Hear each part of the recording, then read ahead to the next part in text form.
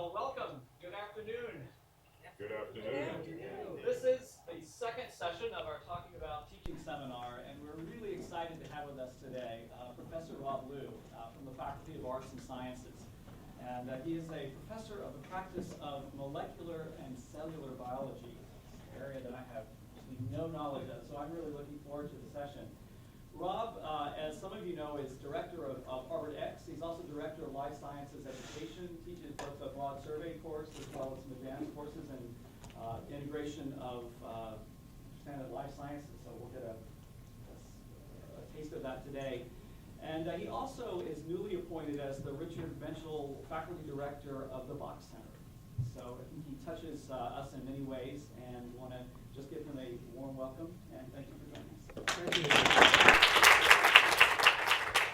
So I know that the format is to teach a class, and so that's absolutely what I'm hoping to do. But the thing I should say is that, for better or worse, science is often thought of as a vertical series of fields, and so there's always an issue of background in terms of, what do you know, what do you not know. So what I've done is I've excerpted a number of things from a variety of courses, put them together to try and communicate a particular series of ideas that I find very interesting, and it's sort of a fundamental intuition that I try to pass on to students. And ultimately, it's an intuition that speaks to the idea that the living and physical worlds are one. That for many of our students, they think that things biological and things physical are somehow connected, but are still extremely different from each other. When in fact, a message that we try to communicate in so many of our courses is that there's in fact a commonality that allows you to understand both the living and physical worlds in very profound ways. So that's what I'm hoping to at least give you a little bit of a taste of tonight. So we're all, of course, very much accustomed to thinking about the physical world. So by the way, I'm launching right into it, so you're students right now. So we're all very accustomed to thinking about the physical world, and even looking at this fantastic painting, you sort of get the sense that they're living things and they're non-living things. And you have this sense that they're very different from each other. And so we could, in fact, sit down and spend time listing out what are the things that are characteristic of something that we would consider as being alive, and what are the characteristics of something that we would recognize very easily as not being alive. So that even if you have a 4-year-old or 2-year-old child and you show them a bunny rabbit and you show them a chair, they can very quickly distinguish that one is alive and one is not alive. So it's one of those fundamental principles of perception, very much tied to vision and tied to expectations of how something behaves in space, that I think is a very important part of trying to distinguish living from non-living.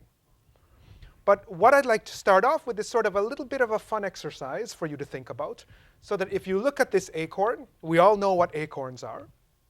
Here we have this fantastic, beautifully photographed acorn that's fallen on the forest floor.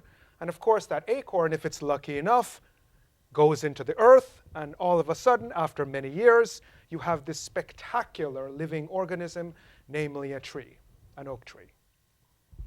And so the question that I'd like to pose to you is the following. As that acorn that we saw in the beginning grows into this tree, where do you think the majority of its dry weight comes from? That's a lot of material, a lot of mass. If you were to dry it down and weigh it, you'll have hundreds of pounds of stuff. Where does that come from? From the air, the soil, water, or the sun? And so what I'd like you to do is, in groups of 3 or 4, sort of get together, talk about this, and I think some of you are perhaps advantaged in this regard. talk about this and come to a conclusion. Right? So please, what do you think? Air, soil, water, or sun? Where does the stuff of this tree come from?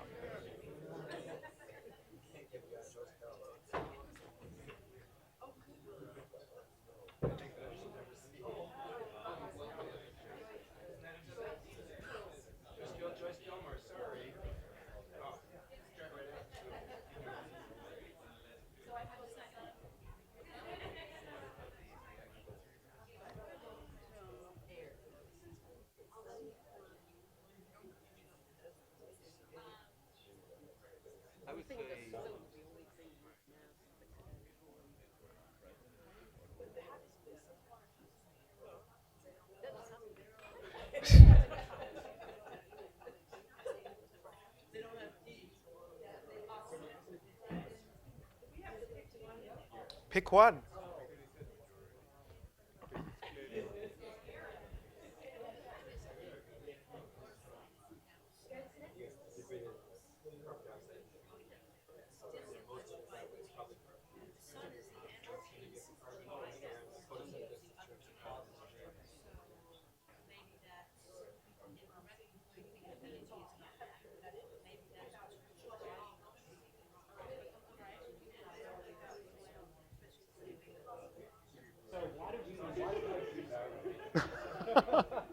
Are we going completely existential now?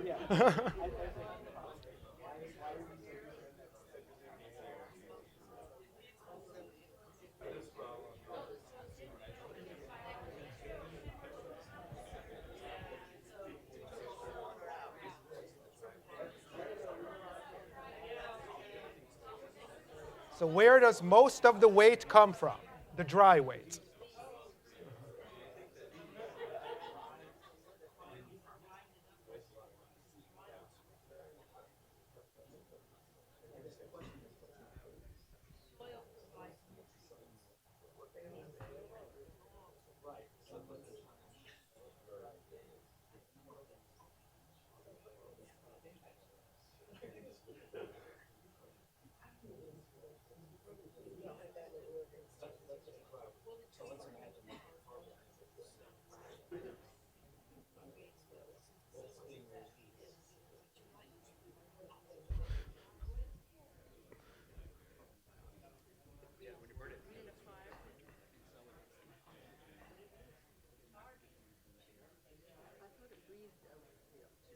So are we coalescing around a conclusion from each group?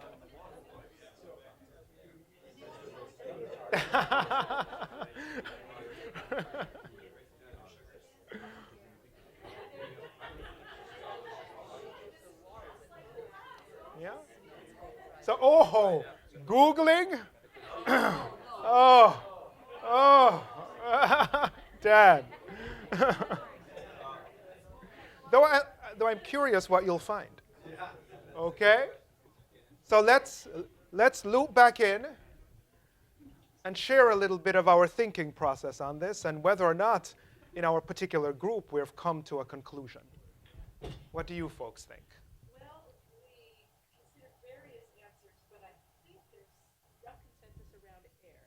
Am I reflecting correctly our discussion? I think so. Air. Okay. Okay. How many of the other groups agree with the idea of air? Okay, but we have some that thought something else. So we picked water, and there are two arguments for it.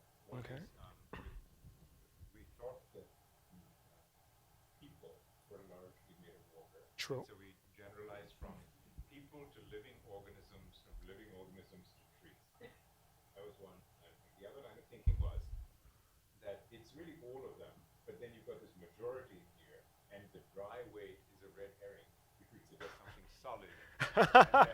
You would want a sneaky answer.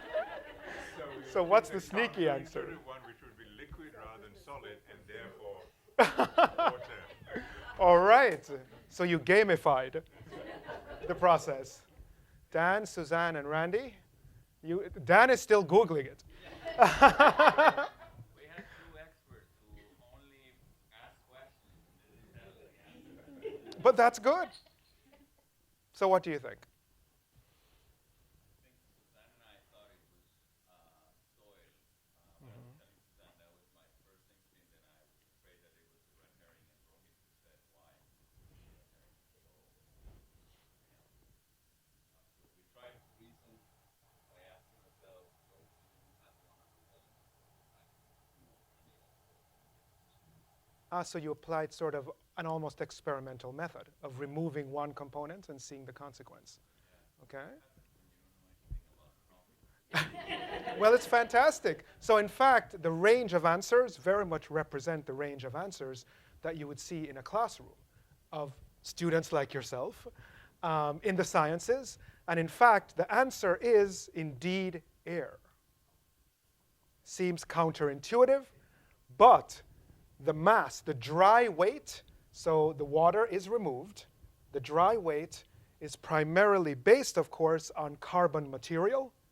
And the carbon, those carbon atoms are derived from carbon dioxide in the atmosphere. So completely counterintuitive to your instinct, perhaps. But one thing that's important for us to understand is that there is this cycling of atomic material, of atoms, of chemical compounds from the physical environment into living organisms. So that ultimately, one way of thinking about it is that all of the energy for everything that we consider to be life ultimately does come from the sun. So the sun is incredibly important in this process. But what is also true is that the energy that we harness from the sun is used to harness carbon from the atmosphere. Forgive me. So that ultimately, what we have is a situation where organisms that are able to undergo photosynthesis are able to harness the energy from sunlight and use that energy to capture carbon from carbon dioxide, and in a process that we call carbon fixation, create more complex molecules out of it based on those carbon atoms. So that those complex organic molecules, as they're called, include all of the foodstuffs that we need. So that even if we cannot harness energy from sunlight directly, no matter how much we may want to lay out on the beach, we have other things that happen, not the harnessing of energy. What we do know is that ultimately we must consume organisms that somewhere along the line were able to undergo or take advantage of photosynthesis to produce these complex molecules. So that there is a critical connection between our actual physical bodies, everything that we are, and atoms in the physical environment. One might be tempted to think that we are sort of a fortress, if you will, of this wonderful thing called life, and that we keep the physical world out, when indeed another way of thinking about it is that the physical world flows through us in a continuous process. So that that famous phrase, "we are one with the stars," is in fact very true. It's absolutely true. So that the carbon atom is what we really pull from the atmosphere, or at least what photosynthetic organisms, like green plants, like photosynthetic bacteria and algae, that's what they pull from the atmosphere in order to synthesize all the components that make us up as carbon-based life forms. But how do we understand what we are as physical sort of living organisms? One of the critical things that we do to understand living organisms is to look at them. So James Audubon certainly did this, and in exquisite detail created what are not only remarkable scientific documents, but also works of art as well. Absolutely beautiful things documenting what he saw in terms of living organisms. The very same thing was done by Robert Hooke hundreds of years ago, and what he was able to realize by looking into a very primitive microscope is that each of us and all living things are made up of much smaller subunits that come together. These are what are called cells. So for multicellular organisms like us, we are made up of a couple trillion of these cells. On average, that's what a human being contains. In terms of a bacterium, that is a single cell. So that one way of thinking about the cell is that the cell is essentially the atom of living things. It is the fundamental unit, with the simplest living things being single cells, and more complex living organisms like us being made up of trillions of cells, ultimately. Now, Hooke didn't actually see cells.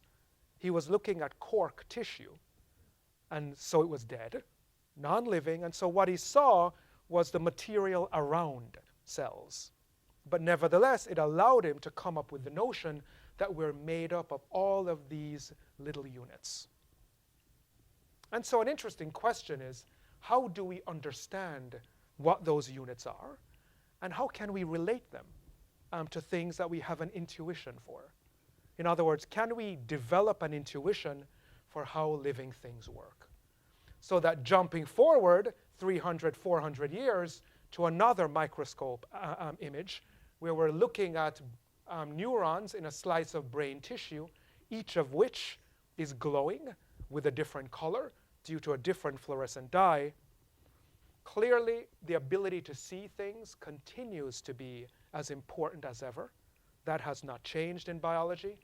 But the question is, can we understand what individual cells are and their relationship to each other in increasingly profound ways as we move forward in science today?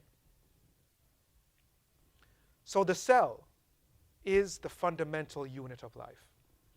But another way to think about the cell is that each cell is in fact its own remarkable universe of complexity. It is remarkably complex, and it is a wonderful thing to study. So I went through, as a child, a multiplicity of different fields that interested me. And the first time I saw a cell in a microscope in my freshman year in college, I was hooked for life.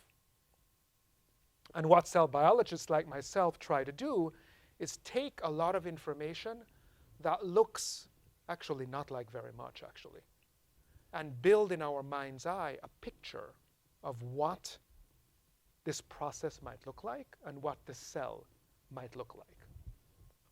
So what I'm going to show you is a representation. It's sort of a filtered, simplified representation of the cell, but it gives you a little bit of a sense of what this universe is like.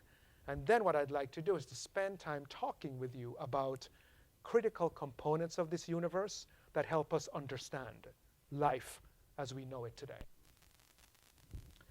So that what we're going to see is start off with what's called a white blood cell rolling on the wall of a human blood vessel. The fact that it rolls on the walls of the blood vessel is due to the ability of proteins to bind specifically one to the other. The surface of every cell is a complex mixture of both proteins and molecules very similar to fats. But on the inside of the cell now, you have a remarkable architecture that, much like the structural elements that hold up this building, these protein components have very specific functions in the structure and the behavior of individual cells. Unlike the elements holding up this roof, however, they're much more dynamic.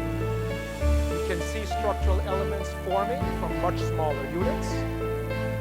Those same structural elements can be severed and they break apart. All of this in a somewhat controlled manner. Some structural elements are significantly larger. When they break apart, it's a much more complex process. And then you have proteins that actually function like machines. They drag remarkable bags of material throughout the cell. So that even though we used to think cells were just bags of stuff, they're beautifully organized. So that as information exits from your nucleus, a particular region of the cell, those instructions are used to synthesize proteins. Proteins are the workhorses of the cell. And what we know is that the distribution of proteins really depends on other proteins that help target them to specific locations. Some proteins are made in the sites where they need to do their job. Other proteins are targeted to these remarkable bags called vesicles, which these machines, protein machines, drag throughout the cell. So that this is like a post office inside the cell, targeting components to all manner of different destinations. Some are released into the external environment. Some go into that membrane that forms the outer boundary of every living cell.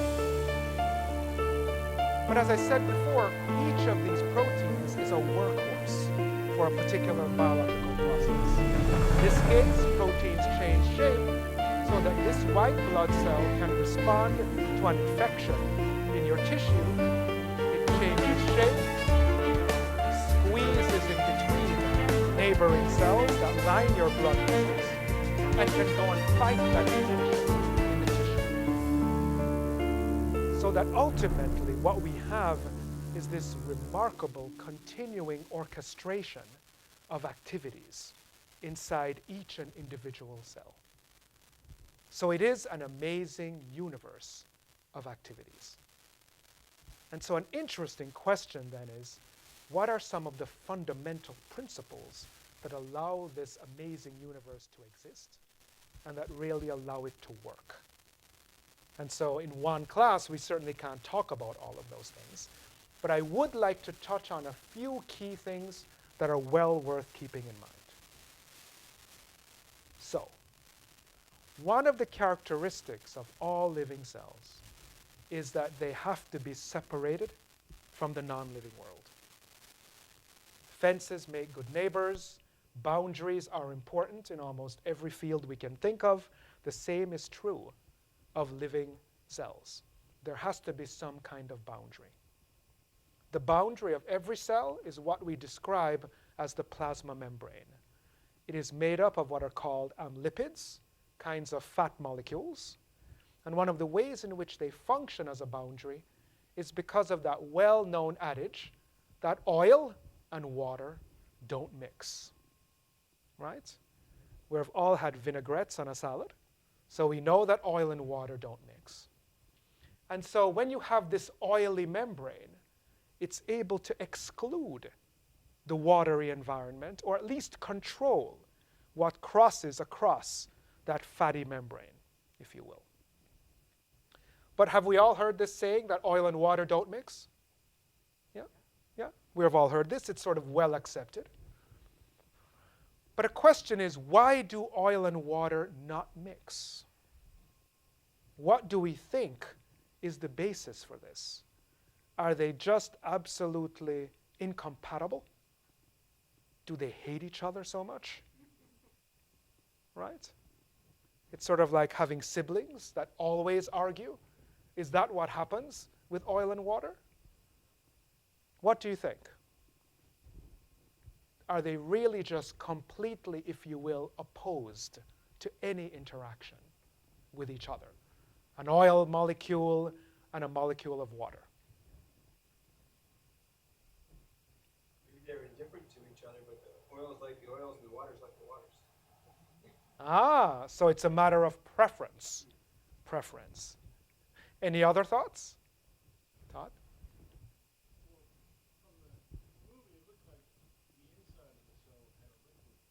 As well, it's also watery. Yes. Quite true.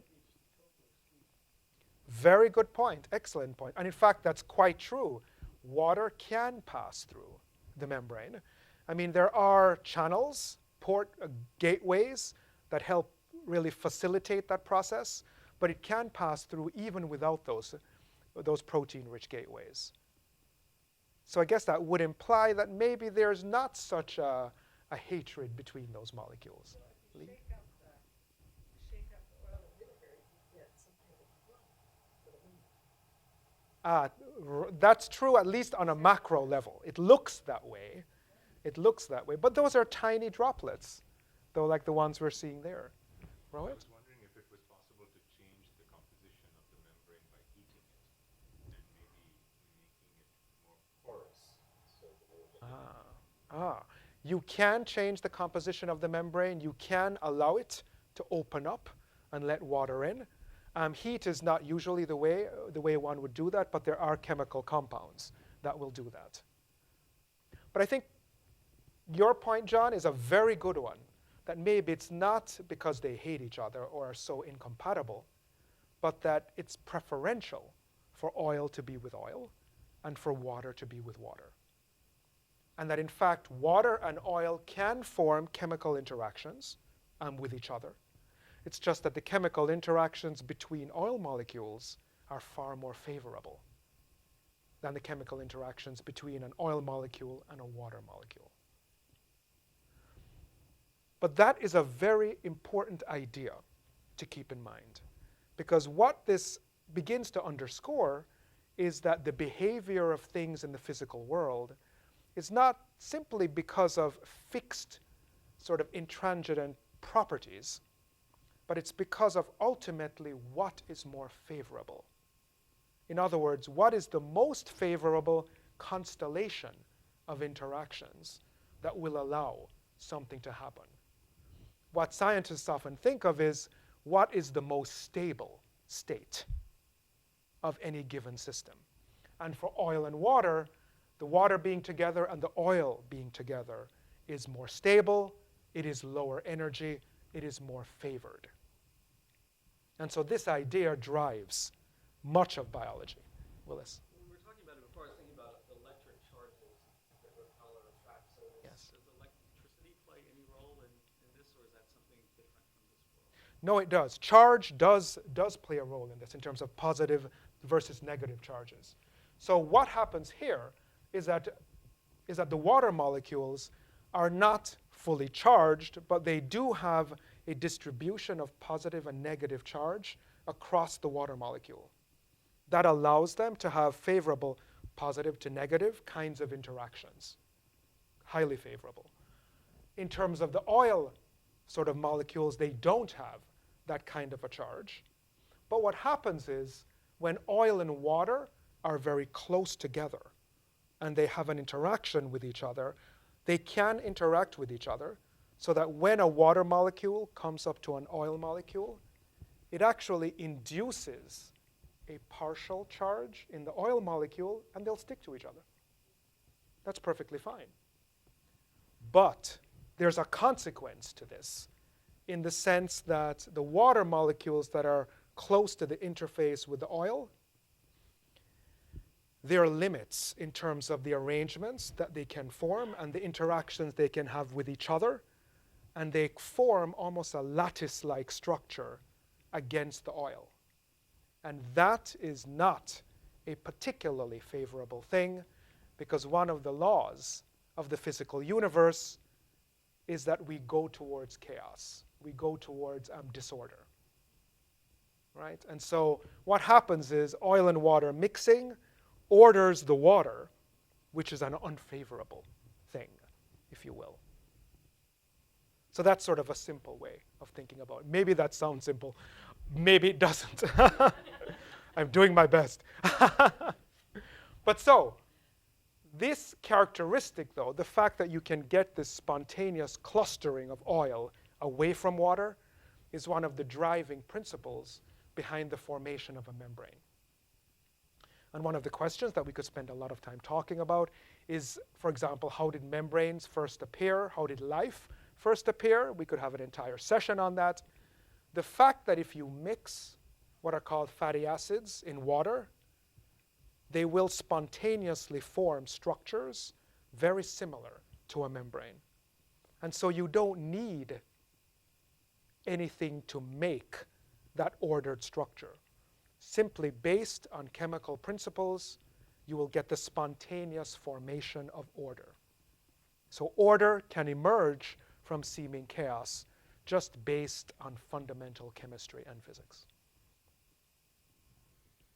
So, proteins, as I alluded to, are remarkable workhorses for the cell.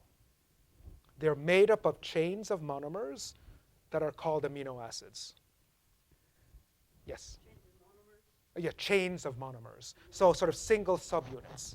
So each protein is made up of, in most cases, hundreds of little amino acids that are bonded to each other, that are held together. So you have this complicated chain. Each amino acid, right, has a different chemical property. Right, there are 20 of them. And what happens is that this complicated three-dimensional structure is based on, in a way, all of the most favorable chemical interactions across this chain of amino acids that result in a particular folded structure.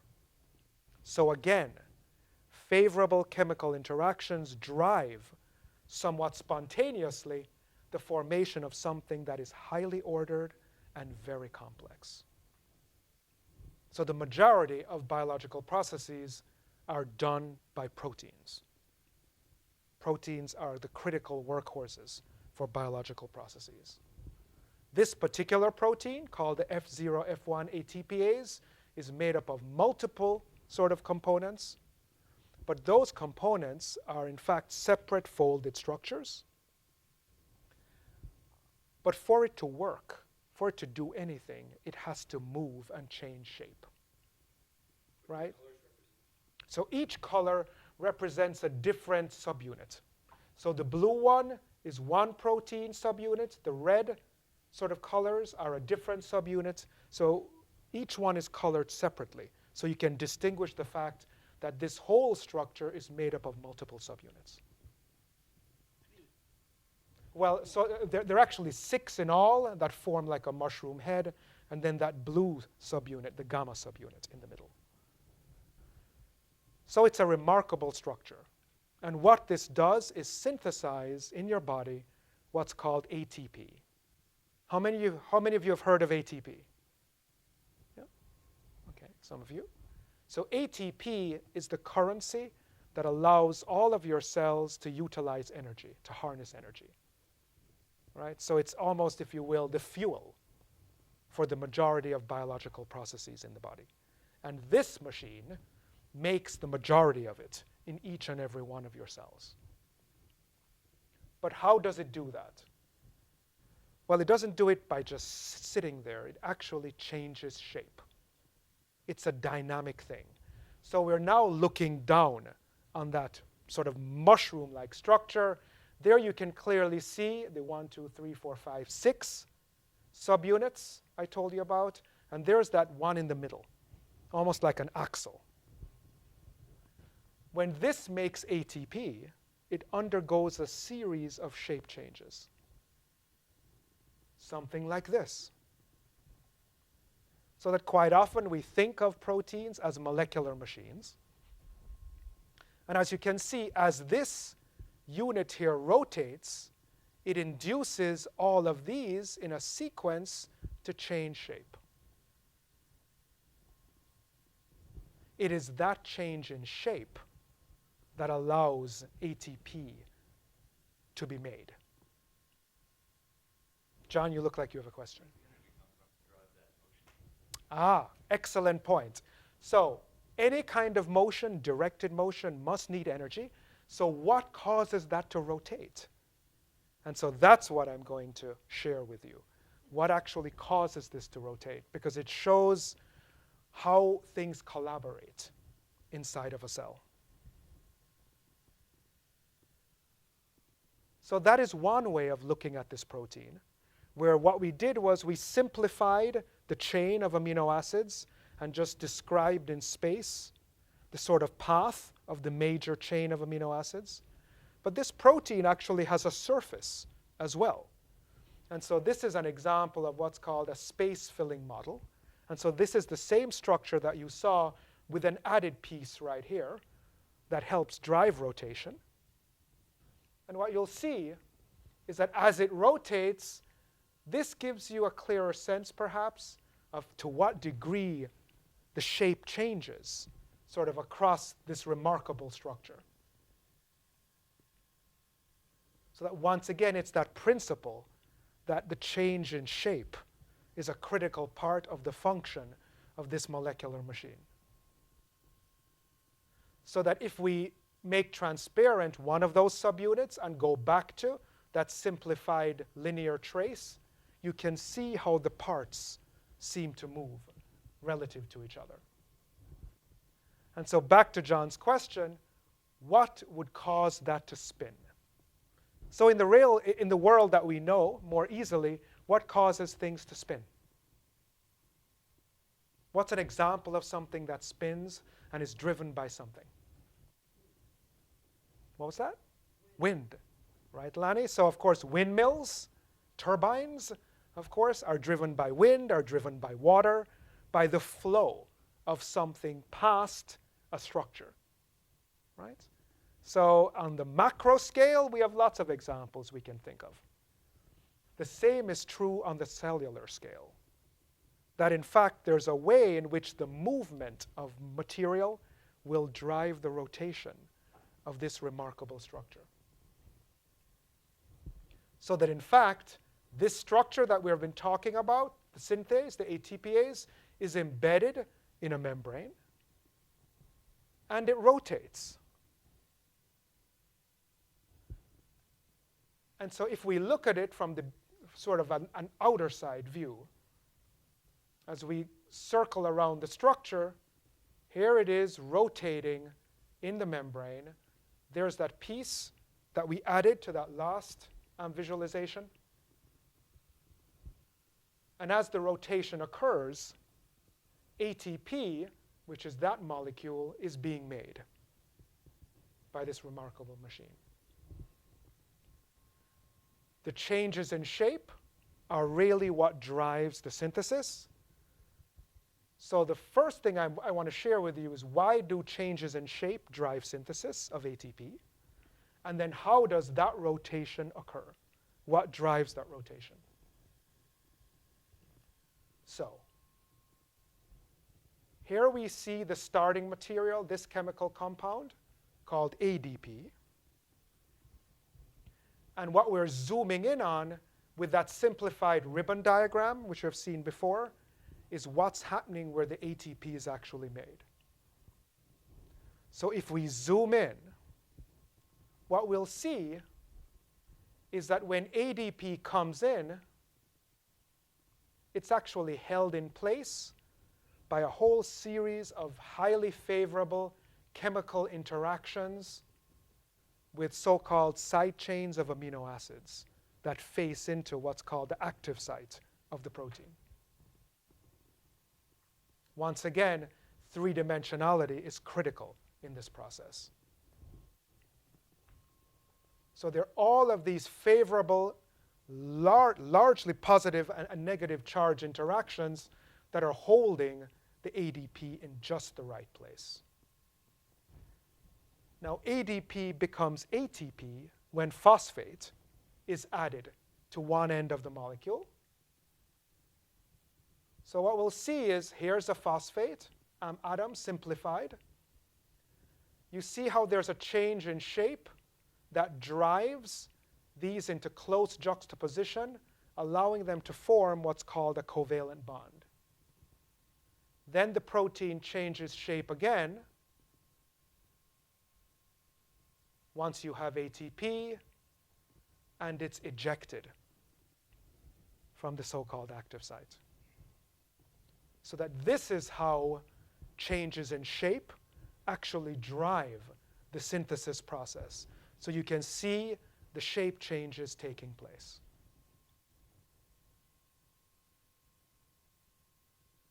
Now, Is this the kind of thing that usually works billions of times without fail, or is it the kind of thing that three-quarters of them don't work and they're expelled, and then they have to recreate and only the good ones continue? that's an excellent question. There is always a failure rate for all of these processes.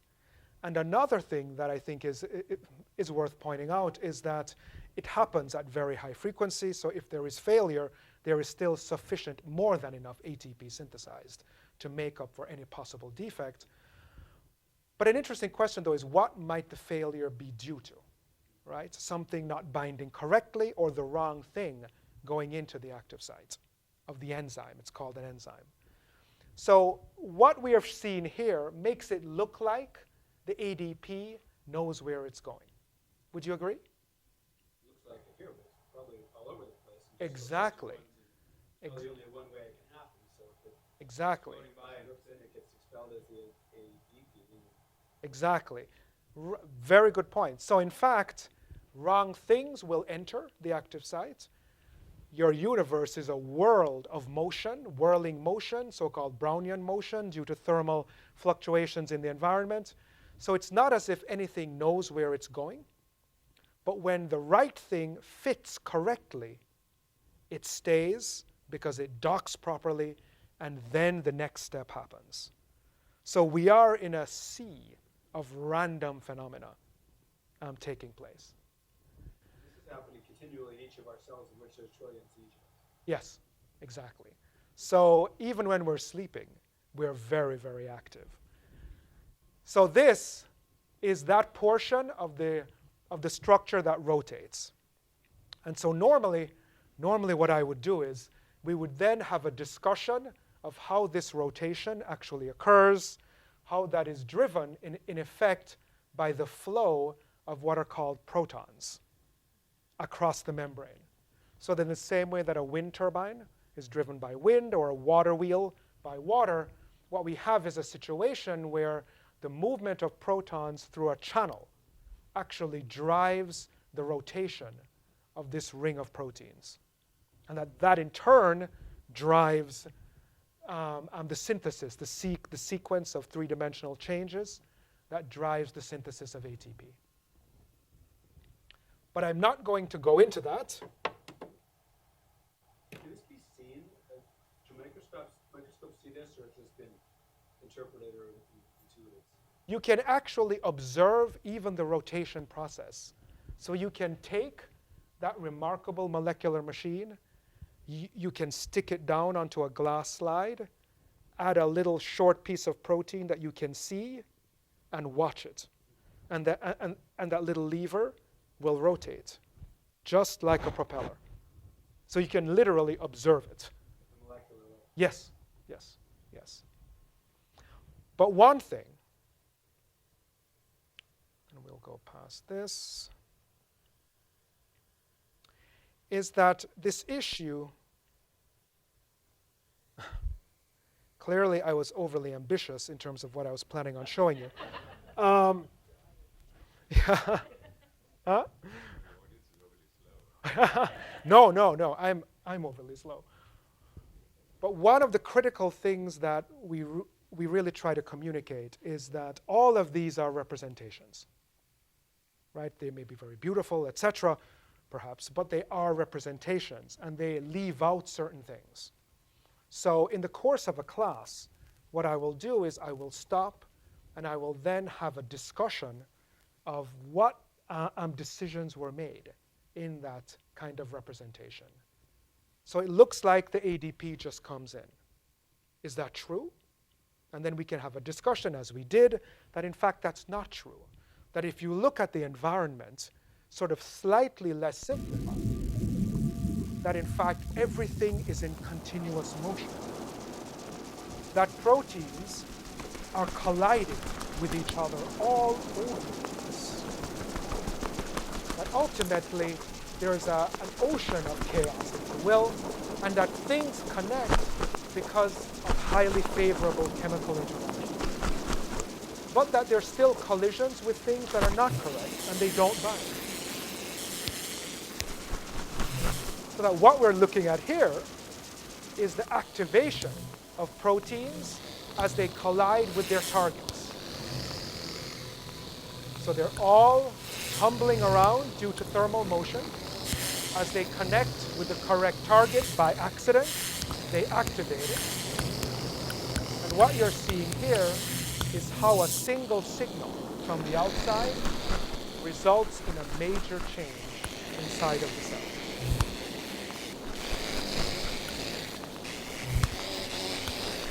So that ultimately, one signal will activate several proteins, each of which in turn will activate several more. And so this is how you get what we describe as a signal cascade.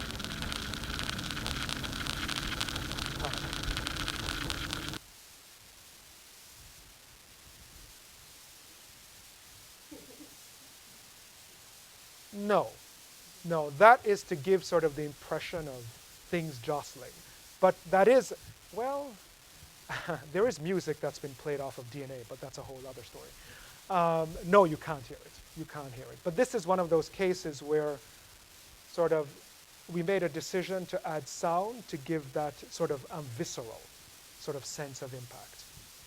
So for example, this process that we're looking at is the way in which, one of the ways in which your cells respond to a signal and kill themselves. So this beautiful process that we've seen represented is actually a process of suicide for cells. And so I have used this as a beginning to a discussion of why would a cell want to kill itself. Our cells are killing themselves all the time. The fact that we don't have webbed hands and feet, at least most of us, is because the cells in between all of our digits early on in development were killed or they killed themselves actually. They underwent programmed cell suicide. And so what I would then move on to, sort of at this point, is linking this kind of phenomenon to a phenomenon that many of our students sort of care about deeply, which is human disease. And in this case in particular, I use it as a bridge to Alzheimer's disease. And I open with a discussion of Alzheimer's disease, not starting with the proteins, but starting with what Alzheimer's disease actually results in.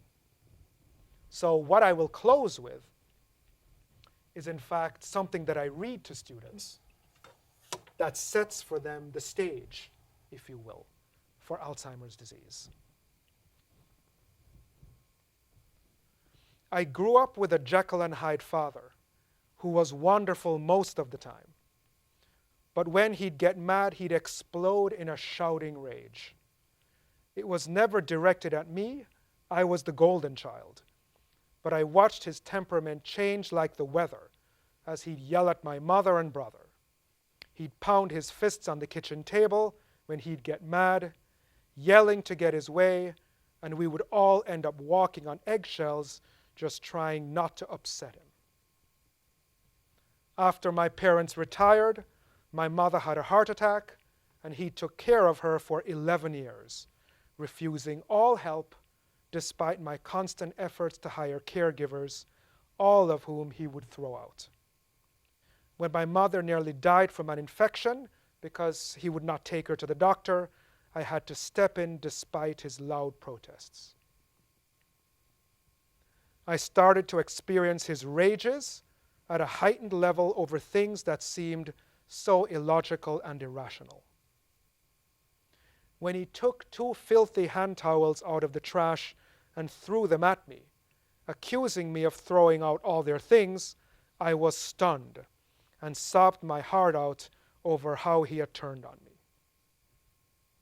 I reported his erratic behavior to the family doctor, but whenever she saw him, he'd act so normal, so darling, so in control, I couldn't get help with medications. He was able to act completely sane when he needed to. I didn't find out until much later that he had told the doctor that I was just after his money and that she shouldn't pay any attention to me. She had known him for 20 years and didn't know me very well as I lived 400 miles away. As I tried to make safety changes in my parents' home and help them, he threw me out and even choked me because I added HBO to his television for a caregiver who had requested it, even though he had given his permission earlier. The police were called in and he was checked into a psychiatric hospital for 72-hour observation. When he got to the psych unit, as usual, he was adorable, so normal. They released him telling me they couldn't find anything wrong with him. After attacking me for a second time, hitting and busting down a caregiver's door, I had to threaten the psychiatrist with a lawsuit if they released him and he came home and hurt anyone else. They finally held him for 2 weeks and reported that he couldn't learn very well and that his memory was slipping. I finally got the help when I got him to a dementia specialist who did extensive neurological tests and CAT scans and found that he had the beginnings of Alzheimer's disease. And so at this point, we go through a discussion of the experience, the phenomena that were observed, the interaction with the healthcare system, and why is dementia emerging in this individual. And we build that bridge to what we know about the neurological symptoms and outcomes for what we interpret as Alzheimer's disease. So I've gone longer, I think, than I should, so I'm going to stop here. But, well, actually, let me say one more thing. So these visualizations are very compelling for students to look at. But what we want to do is sheath them in smaller segments with questions about what is being represented, what do you think is happening, what is the comparison to a wind-driven or a water-driven sort of machine? Is it indeed the case that these are machines in the way we think of machines? And so for me, that's why I'm quite excited that with Harvard X and the online technology that we're developing, boy, this sounds like some segue into an ad, but it's not. One of the things we're working on is taking these visualizations that in class I can stop, have discussions, ask questions, split students into groups to debate, and then restart. What we can now do is actually break these up into more discrete sections and intersperse them with assessments that will allow students, even in groups, which we plan to do in the classroom, but also as individuals as well, to use these representations in ways that really drive their learning, sort of especially effectively. So that one thing we have found is that the combination of reading and visualization helps them grasp the material significantly more effectively. So that in fact, something I can show you just to hammer this point home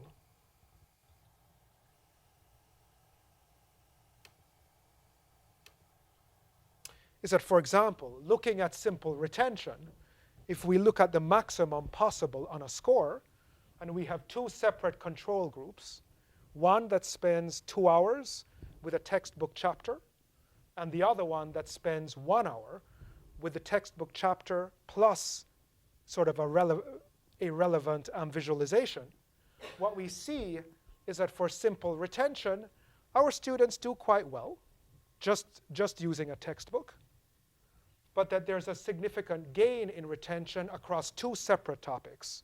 That's why there are 2 bars, based on the combination of text with animation. This was measured 6 months after they had had the exposure.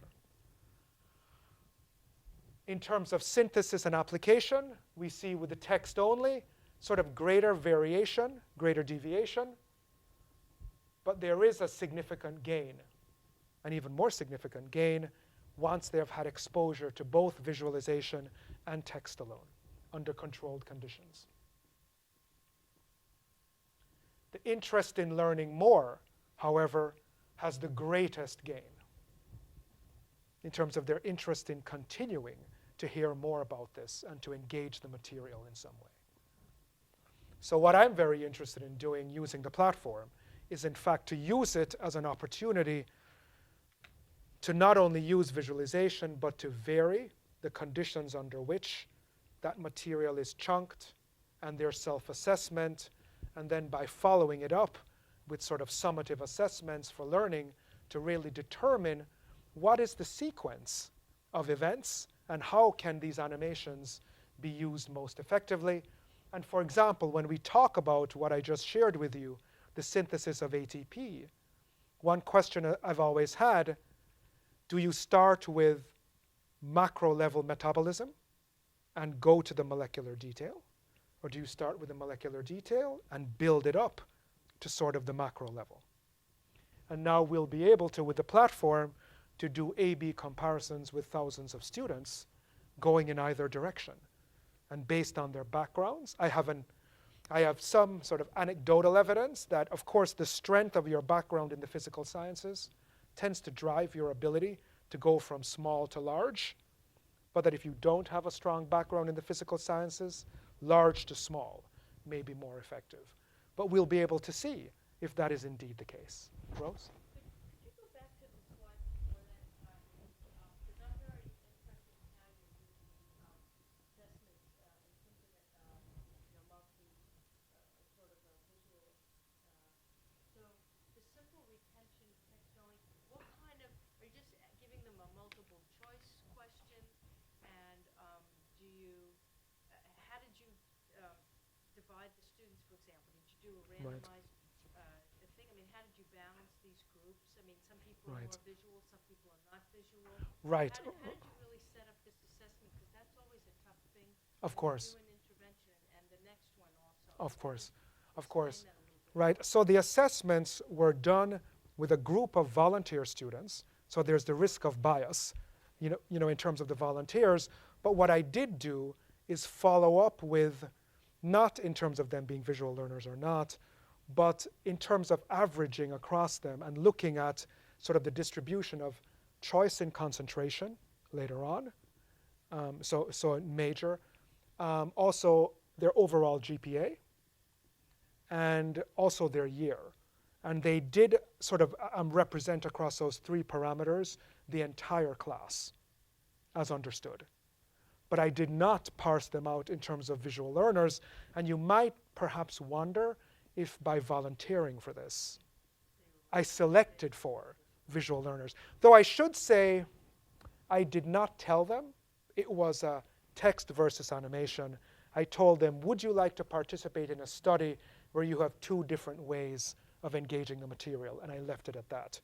However, I am known for animation, so they might have figured that out already. So did you cross them over? Like if you had an assignment, you had one group do text and one do text plus animation, and then assess them Yeah. and then do a crossover? Yes, and I did that changing topics as well. So for example, in this case, this data set, it's not the case, but in other data sets, what I would do is one pairing in terms of control or not, would do one topic, and then I would do a reverse for the other topic as well. And then did you give them like a multiple choice test or something? So in terms of simple retention, it's a combination of multiple choice and short answer, focusing on really memory, strict memory in terms of definition, or just very simply what something does. What is it? What is its role as most simply construed? In terms of the other study where I'm really looking for synthesis, it's looking at experimental data and trying to interpret it and apply it in a novel setting. So it's an experiment they've never seen before. They have to interpret that data and draw some kind of conclusion from it. And then are you going to try this now in your class where you don't have volunteers? Because I think you're right, the biggest thing is that you're tending to pull people in. Exactly, the bias in terms of asking. Well, so I've never been able to do that. I've never done, well, I could have done it, but I've never done this with my classes because I'm extremely sensitive to the issue of grade. So in other words, I wouldn't take the students in my class and say, well, half of you do this and half of you do that, because I'd be concerned that even if the intervention is not graded itself, that there would be this perception that, well, I will understand the synthesis of ATP better in one versus the other, and I might be disadvantaged. I don't think that's the case, but I certainly wouldn't want to risk stressing my students any further. While with Harvard X, with perhaps 10,000, 20,000, 50,000 students, a grade is not what they're there for. Right? At most, at the moment, it is a certification of completion. And so under those conditions, it gives me the option of experimentally splitting the group into two groups. Exactly. Entirely randomly, and really seeing what the consequence is.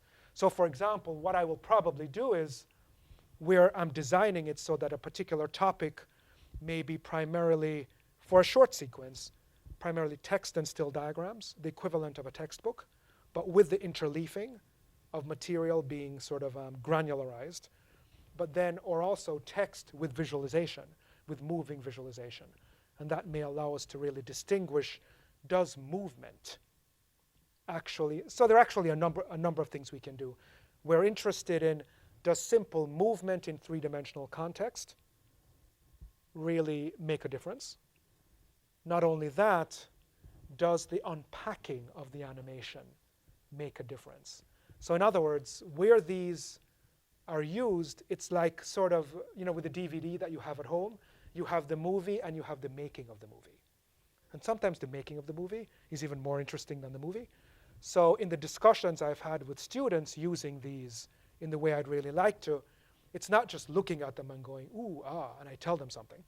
I then go into the making of it.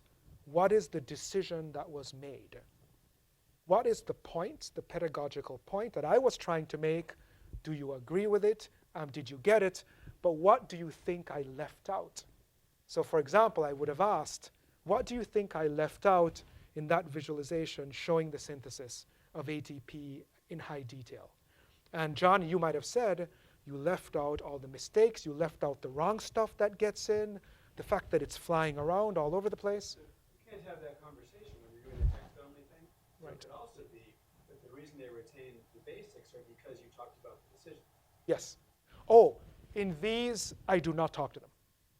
Right, but I'm just saying in terms of use, in terms of Plus seminar. animations plus decisions. Right, is Totally another different form. variable. Yes, yes, that's my argument, that it does. Todd? You showed us the difference of symptom thinking, different ability to use it and what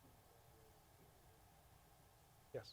and they all vary in the same direction. And that leaves me wondering, do you have a theory as to the causality? In other words, if you retain things better than you can, what you showed it to us would suggest you retain things better, therefore you can do more complicated things, because therefore it's more interesting.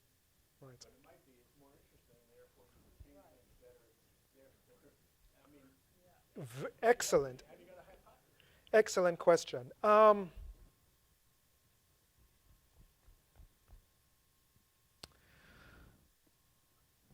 So my hypothesis is that the motivation of interest is a critical player in this.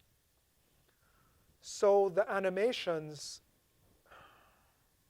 I spend a lot of time thinking about them in terms of the affect that I hope they will trigger in the students. So there's a cinematic quality to many of them. There's also a potential reference to something you might imagine that you've seen from film or from personal experience. So for example, a visualization that I didn't have a chance to show you looks at this structure in the cell called the mitochondrion. It has all of these the membrane is folded like this. And I remember working with the animators, I said, so what I want to do is the viewer is in a helicopter swooping in the Grand Canyon. And there's that sense of when you come close to the canyon walls and you pull back from it, I want that sort of visceral sense of engagement with physical, sort of a physical experience, either real or on film. Studies have shown that the more of a scaffold that students have to hang their ideas for things, the more they will sort of retain it. And so what I've done is, in my mind, collapsed the excitement of sort of visual drama with a familiarity that builds a spatial scaffold for them to hang biological processes.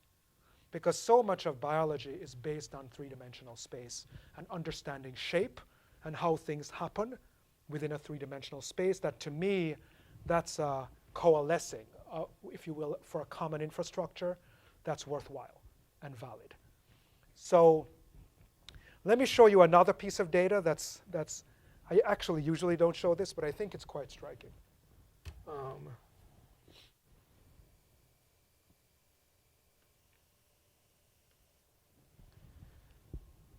This has to do with enthusiasm for biology versus chemistry.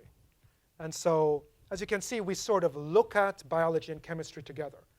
So in the class, in some of the detailed things we would have done, and I do apologize, I would have had you do these things, but some of you have biology and physical sciences and some of you don't, so it would have been hard to get the whole group to do strip sequences and fun little activities that we have. Do forgive me for that. But one thing we're interested in is whether or not this changes your interest in biology and your interest in chemistry when you study them together. Students have said, anecdotally and otherwise, that in high school, and actually in college, biology is over here, and chemistry is over here, and never the twain shall meet. So, what I've done over a series of 8 years is asked a cohort of students, randomly selected, whether or not their interest in biology going from significantly decreased to significantly increased 1 to 5, whether or not the experience of the course that integrates the two has either increased their interest in learning more biology or chemistry or decreased their interest.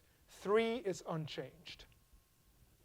And so red is chemistry, blue is biology. It's not a trade-off, it's just a total interest. Yes, yes, total interest. Asked separately. So it's biology and chemistry. Right, so it's you're right. So it's biology or chemistry. So It's not an either or you'd have to. You're not, you just want to know if they want to So it's learn two more separate science. questions. Okay. So it's two separate questions. So let's, for example, look at the red. So prior to the integration of biology and chemistry, traditional chemistry at Harvard resulted in freshman chemistry in a slight, maybe I want to say a slight decline in interest in going further. Taught in the context of biology, there's a higher interest in learning more chemistry. For biology, we still didn't do well either. In the previous 4 years, slight interest in learning more. Once again, for biology, there is a significant increase in wanting to learn more. Has the course changed your interest in learning more biology? That's for students that we then followed and later aggregated based on them becoming science concentrators. But let me show you this. What is interesting for the ones that in the future become non-science concentrators, the difference is even more marked. Biology is roughly the same, pre-integration goes up. Chemistry had a particularly negative impact on students that become non-science concentrators in the freshman year. But an integrated treatment, we believe, actually equalizes the response. And in fact, there's not a significant difference between science concentrators and non-science concentrators in terms of interest in learning more biology or chemistry, independent of whether or not they concentrate in science, which is something we were very, very interested in. So I'm very interested in affect, in motivation to learn more and what might drive that. And this notion of a scaffold that's connected with things that are familiar, things that are relevant, also, we hope, speaks to this issue that integration drives relevance. What do you mean by relevant here? So relevant, so for example, it's the combining of teaching biology and chemistry in the service of, for example, how do you develop a new cancer drug? So that there's a particular outcome that connects with something that has meaning, that has familiarity. In other words, chemical compounds actually do things. And chemistry allows you to understand how something living works.